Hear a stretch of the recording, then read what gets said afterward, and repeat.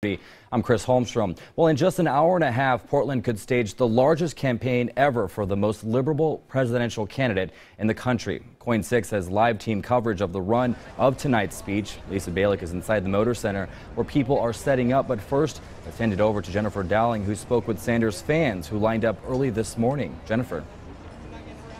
That's right, Chris, and the fans are out in force. You can see them lined up hundreds at each entrance of the Moda Center, and they were cheering just a moment ago because they're starting to open those doors to let them in. Now, folks have been camping out here since early this morning, trying to get a good seat, trying to get in there to see the candidate that they say has been generating excitement within that Democratic base, those who are looking for something different in 2016. We saw how many people showed up in Seattle and how many people were turned away. For the Kirsch clan, this stakeout to see Bernie Sanders became a family affair. They're my oldest sons, Gideon and Gabriel. We're twins. The 12-year-olds helped to snag a family plot at the Moda Center at around 11 a.m. I was excited that I got to be here. I'm excited because it would be cool to say to my friends, I met the president.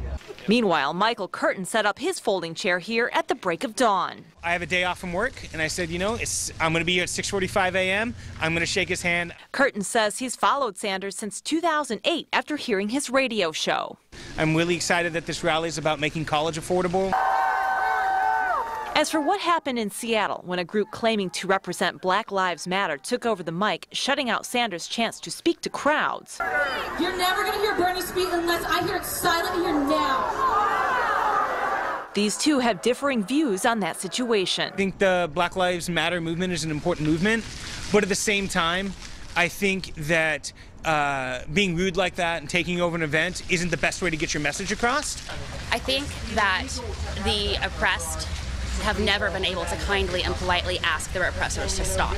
So you weren't bothered by the fact that he couldn't speak at the event yesterday? No, I really wasn't. The crowd here says the main draw of Sanders, his appeal to the middle class. He's got this excitement growing because he understands what real Americans want and what real Americans need.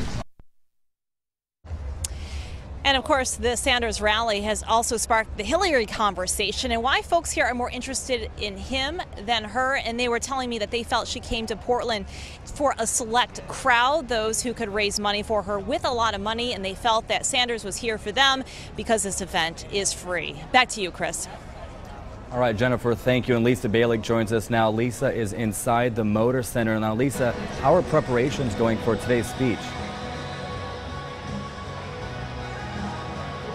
They just opened the doors, and I want to show you something. People are literally running in here to make sure they get a front row standing position here. It's incredible. People came rushing through the doors here. They're expecting perhaps this to be the biggest event in his whole campaign so far. This place fits 19,000 people, and they expect to have 19,000 people coming in here.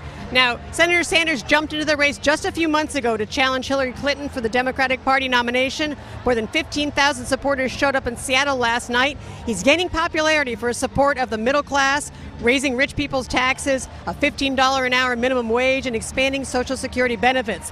Sanders is very big on social media. He's raised close to $14 million quickly since he's announced he's running. Now, I want to have you take a look at something. See around here, you see all these hashtags, Feel the Burn, and he's Twitter, as well as up here, text Bernie to 82623. Again, social media, he may be in his late 60s, but he is using social media very effectively in his campaign, which is only going on for just a few months. One other thing I noticed, I want to show you right up here. If you can see it, it's hard to see right now, but I'm going to walk a little bit this way. Security here is incredibly tight. After protesters shut down his event, his first event yesterday in Seattle, security here is very tight.